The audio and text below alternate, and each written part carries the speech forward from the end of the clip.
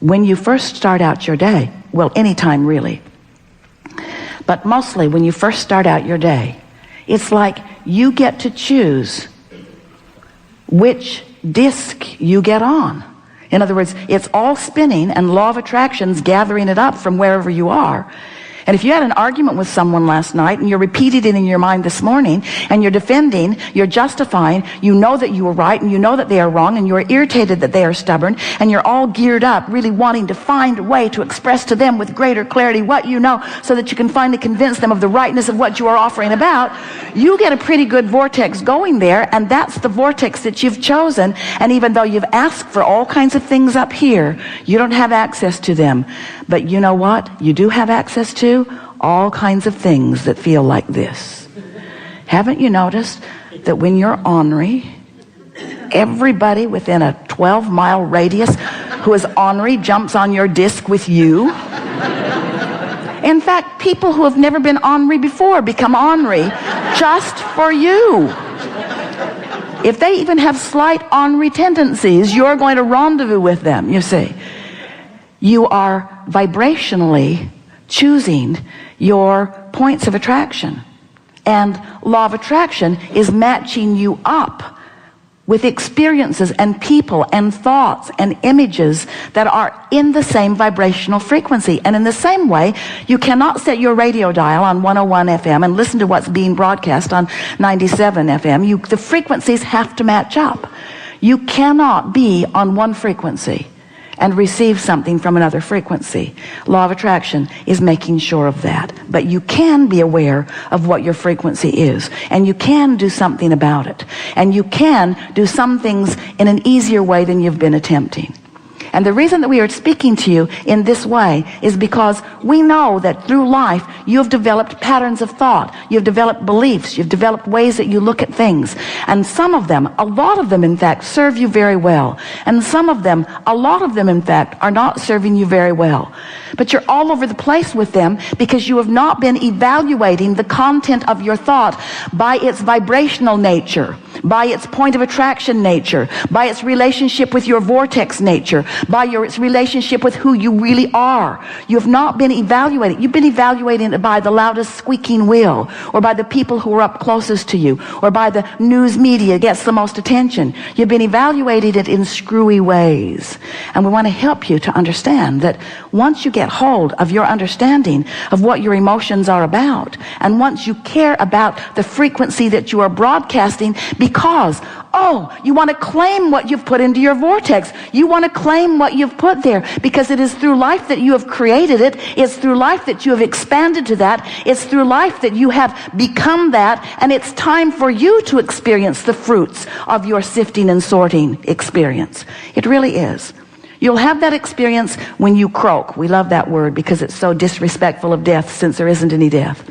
We love it when you croak, because when you croak, you claim that vortex. That's when you find full resonance with all that you've become. We just don't think you should have to croak to claim resonance with all that you've become. We think it's time for you to begin consciously experiencing it now. So, we've talked a lot about a lot of things here today, and we really want to get this in, and this is the perfect place to do it. You got to get out ahead of it, because as you're conveying this to us, you're not out ahead of it. You're remembering what was, which is activating within you a current problem in your current relationships. That's about that too. So you're not out ahead of it. So how do you get out ahead of it? We want to talk about meditation, because meditation clears your mind, and when your mind is clear, your vibration rises, and that's the best way to get out ahead of it. But there's something that is a practical application that you could do many times in every day, and that is segment intending. We want to describe what we mean by that, because we have an updated way of describing it to you, since calibration is part of our conversation now. Calibration is not trying to fix something, because that calibrates you to the problem. Every time you try to fix something, you calibrate to the problem. So what true calibration is to find something in your now that you can focus on that hooks you to your power, to your clarity, to your source, to your strength. And then you take that calibrated, good feeling being into the world, or into a memory, or into a thought, or into something else. So you tune yourself, and then you go somewhere where the law of attraction can reflect back to you what you've got calibrated. Deliberate creation is deliberate calibration. Imagine there's a basketball player. It's in the NBA. What do you think he does during practice? He calibrates. He's been doing it for a long time. He's calibrating his muscle strength and his hand-eye coordination and the distance, and in many cases it feels innate. And he can, without thinking, it usually works best, he can, because of what he's learned, because of all of the calibration he's done, he can pop that basketball in the direction of the hoop, and it can go in because he has calibrated that. So that's a physical calibration. There's lots of physics. Esther can calculate how long it will take her to get someplace by how fast she is driving, given the fact that there's no traffic. There's a certain physical calibration that she can do. But there are other factors to factor in that she doesn't have control over, like traffic, that she can't calibrate in terms of just the physics laws of the universe. Those laws of physics of your world will take you so far. But there's a whole bunch of other calibration of thought and calibration of vibration that people aren't taking into consideration. Just stay with us a little bit. This is going to make sense to all of you. So the basketball player knows how fast he can run. He knows how he feels today. He knows how to develop his muscles. He's learned about his hand-eye coordination. He's practiced enough that the odds are pretty good that when he's standing there on the free throw line uncontested, that he can make the basket. But does he always? Isn't it ridiculous how often those guys miss? With no one climbing on them, no one in their face, no one hurting them in the moment, no one defending the goal. There's no one standing up there slapping it out of the way. It's just them and the rim and the ball, and they miss. What's up with that?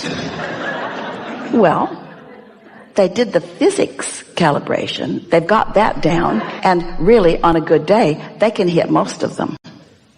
But what happens in the game? Who gets in their head? What's going on? Fans, most of the arena sometimes doesn't want them to hit it. Most of the arena will jump for joy when they miss. Most of the arena will mock them while they're trying to hit it. Boo, boo, boo, boo, waving things behind the line. Don't do it, don't do it, don't do it. Die, die, die, die, die, the crowd is saying. So they've calibrated the physics part of it, but are they stable in the rest of it? Are they so at one with their inner being that the whole rest of the world could be rooting against them and it would not matter because they're in sync with pure positive energy and the powers? You see what we're getting at? Most people are not even considering true calibration. Calibration is hooking up with source, and source is already hooked up with who you are and what you want, and the law of attraction is predominantly responding to that, and there's no reason for any of you to not get exactly what you want every time, except that you're taking into consideration too much of what somebody else is thinking about you in the same moment.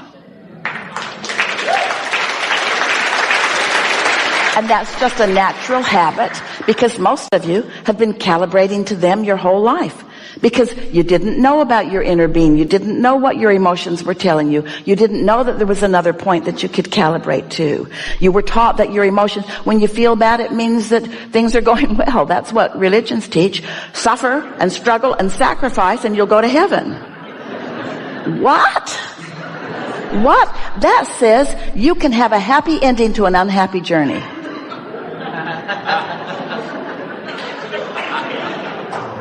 Well, really, in that case, they're right. Because when you croak, it is a happy ending. Every single time. But most of them don't want it that way. If you're not doing what they think you should be doing when you croak, they damn you to hell. Fortunately, they have no power over that. First of all, there is no hell. Second of all, you don't go where they send you. But when you reemerge in a non-physical, you release all doubt and fear and worry, and you just naturally allow yourself, the law of attraction just draws you right to who you are. And that's what's going on all day, every day. All day, every day. So, our diagnosis of you, you're trying too hard. most of all, trying to please others. And in your effort at pleasing others, you're not pleasing yourself, and then you condemn yourself for even trying to please yourself. And we just want so much for you to know that when you feel good, it is so good. And when you feel thrilled, it is so good. And when you feel clear-minded, it is so good. And when you feel happy, it is so good. And when you feel wonderful, it is so good, because that's who you really are. And nothing else will do for you. Nothing else will do for you. Nothing else will do for you. Everything else is off for you. But nobody's going to do it for you. But nobody's going to do it against you either, because nobody else has the power. So now think about where we started today. We started by explaining to you the point of attraction that your inner being is. One who's connected to that is millions of times more powerful than any who aren't.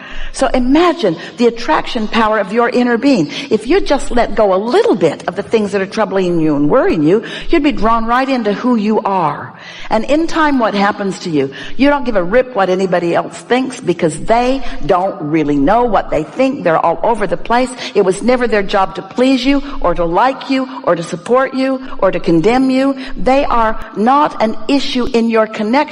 What they are is valuable to your calibrating what you want and don't want. That's what you all are for each other. Not one of you is the stream that flows to another. What you all are is evidence of a stream flowing, and evidence of the degree to which you are allowing yourself to be in the stream and allowing the stream to flow toward who you are and what you want, you see. So your Blessed Mother, doing the best that she can, doing the only thing that was your agreement with her, she provided an avenue for you into physical. But she did so much more than that. She provided an opportunity for you to calibrate your awareness of what doesn't feel good and what does feel good, and what doesn't feel good and what does feel good. She helped you to know at an early age. Do you know, here you are at this young age, knowing unequivocally what you want and how you would like the world to be. Wanting kindness and stability and ease and flow and power and unfolding. That's what you've come to know. And while she represented something quite different, her different representation is the reason that you're so clear about what you want. And it's also the reason that so much is going to go so well for you your whole life, now that you've found this piece of all of that, you see. And so now your partner, same thing. Don't put it off on him. Don't ask him to be some way. We take that to an extreme when we offer our favorite example. So here you are in this world of interconnection through the internet and all of the social media that you have. And so you decide that you're going to live the perfect world, and you decide that those people out there are the perfect people to make that happen, because you're misguided. And so you say, I put up my profile and a whole list of things that I need and want from the world and from others. And you say in your description to everyone, take a look at this picture, this is me, and when you run into me, and you might, because I'm out there getting around, when you see me, I need these things from you. Or you could calibrate to your inner being and only meet up with those who are a vibrational match to who you really are. So we want it to feel as absurd to you to ask something from your partner as in this example when we were saying you should ask it from the whole planet. We want it to feel that absurd, because it is that absurd. To say, be away from me and feel away from me so that I can feel something.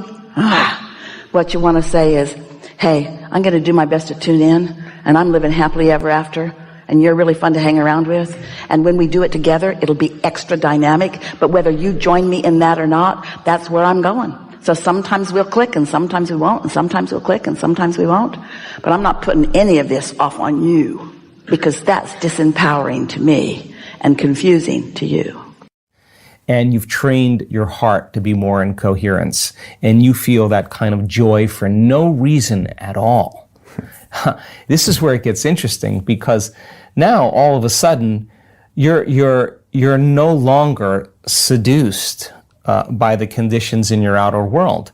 In fact, you're seeing the hidden meaning behind everything, because you're viewing it from a greater level of consciousness. Right. So sitting in the fire of your guilt, sitting in the fire of your pain, And knowing what to do when that happens, and teaching people that as they begin to lower the volume to those emotions, as they begin to self-regulate, that's the greatest challenge they have in their lives. I mean, people say to me, what do you do in the morning? Well, 2 hours in the morning, that's a lot of time. Well, if I can overcome myself at the beginning of the day, the rest of my day is easy.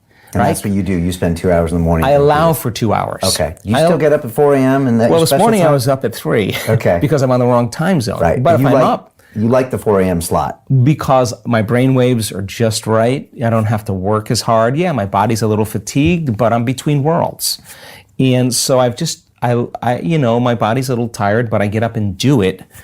And to me, I allow for 2 hours. Sometimes I can nail it in 45 minutes or an hour, and sure, I'm done. Other times, I'm on the wrong time zone. I have meetings all day long. I got a lot going on, and I'm just not going to fall prey to that common state of thinking. And that looks like meditation, affirmations in your mind, visualization. It's the work that we do. It's the work that we do. And the first part in truly creating a new personal reality is overcoming your present personality. You got to get beyond the normal thinking patterns, the normal urges of action and habits, to get beyond certain emotions that are residuals from the day before. That's the work right there. That's the part you have to overcome. So some days you just kind of slip in and it's magic because you've been practicing, like having a great golf game or a great tennis game or a great run or a great session of knitting. You're in your groove.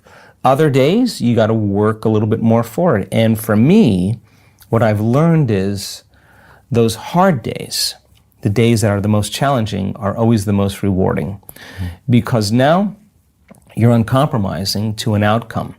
And if it takes you an hour to get beyond yourself, to find the present moment, because that's the only place where the unknown exists, the familiar emotions and hardwired patterns of the past are the known, the predictable future in trying to forecast the feeling of every event in our life, what people do unconsciously, is also the known. There's only one place where the unknown exists, and that's the present moment. You call it the generous present moment. Yeah, and I've just done it enough times, and there are plenty of people in our work that have done it enough times to know when you're there and when you're not. Okay. And when you're not, it's very obvious because you've been there enough times. So you're separating your old story from yourself, and you're separating your focus on the future, and you're being present. It's just like hitting a tennis ball in a sweet spot. Okay. You lock into something, and that wholeness starts to happen, and now you're no longer creating from polarity or duality or opposites. People they create when they see they don't have something. Whether, hey, nice suit, I want one of those, right? And the moment I see that you have a nice suit and I start thinking, I want one of those, my brain naturally starts putting me in the equation. Next thing you know, I'm wearing your suit. Well, that's because we're wired to do that. So then we have this natural ability to create. The problem is after you imagine that, you open your eyes and you don't have it, people experience more lack. Well, we're not that good yet. So then the act of practicing enough times and beginning to create the state in which you're so connected to the energy of your future. Now think about this. You're so connected to the energy of your future, you're no longer looking for it or waiting for it. You feel like it's already happened.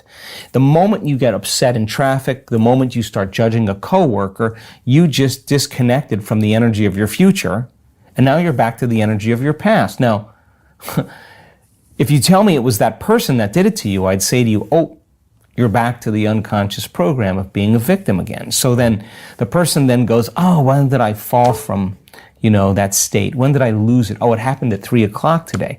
The next time that happens, what can I do differently? Now the person's moving through their challenges in their life with coherence, with rhythm. They're starting to begin to make strides, and that they're no longer knee-jerking to the people in their life that they've used emotionally to reaffirm their identity.